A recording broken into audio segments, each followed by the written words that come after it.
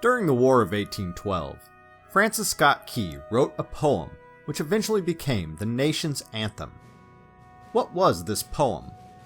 Why did Key write it?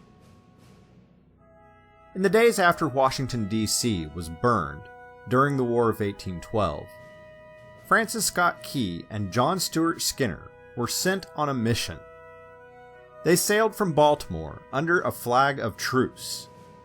Their goal was to negotiate a prisoner exchange in order to release a local doctor being held by the British. While on board a British ship, Key and Skinner ate dinner with the British officers. These officers were discussing their plans to attack Baltimore. It was decided that since Key and Skinner had overheard the details of this plan, they would not be allowed to leave until after the battle was over.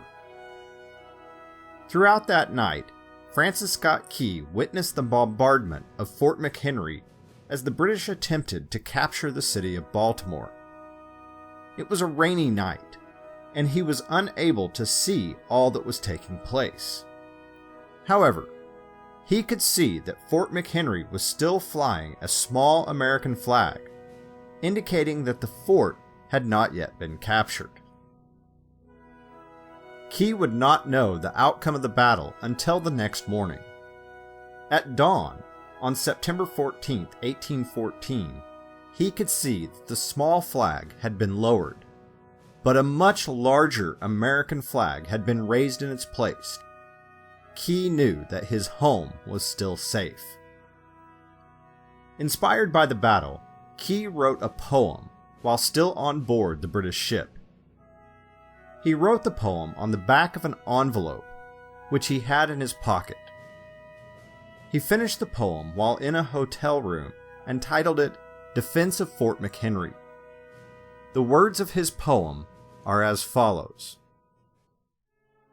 "Oh, say can you see by the dawn's early light what so proudly we hailed at the twilight's last gleaming, whose broad stripes and bright stars through the perilous fight o'er the ramparts we watched were so gallantly streaming, and the rocket's red glare, the bombs bursting in air, gave proof through the night that our flag was still there.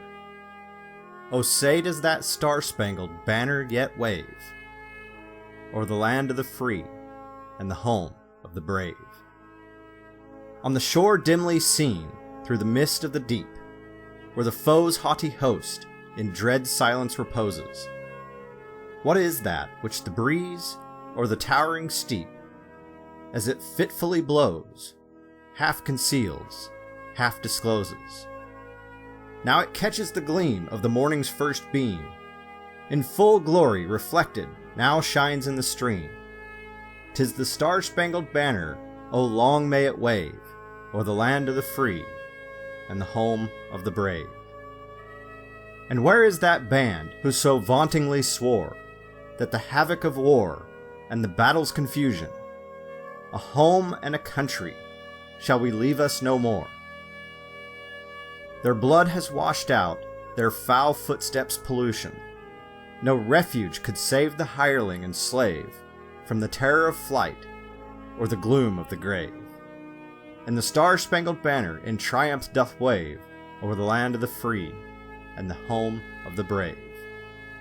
Oh, thus be it ever when freemen shall stand between their loved homes and the war's desolation. Blessed with victory and peace, may the heaven-rescued land praise the power that hath made and preserved us a nation. Then conquer we must, when our cause it is just. And this be our motto, in God is our trust. And the Star-Spangled Banner in triumph shall wave o'er the land of the free and the home of the brave." Key gave the poem to his brother-in-law, who in turn gave it to a Baltimore printer. The poem was first published on September 20th, 1814, in the Baltimore Patriot and the American. It quickly became popular and was almost immediately published in an additional 17 newspapers across the country. Before long, it was being published along with music under the title The Star-Spangled Banner, and by the end of 1814, it was being performed in public. Throughout the 1800s, the song became increasingly well known. It could be heard being played at Independence Day celebrations, flag-raising ceremonies, and other appropriate occasions. By the early 1900s, the Star-Spangled Banner had become commonplace, but there were many different versions of it being circulated.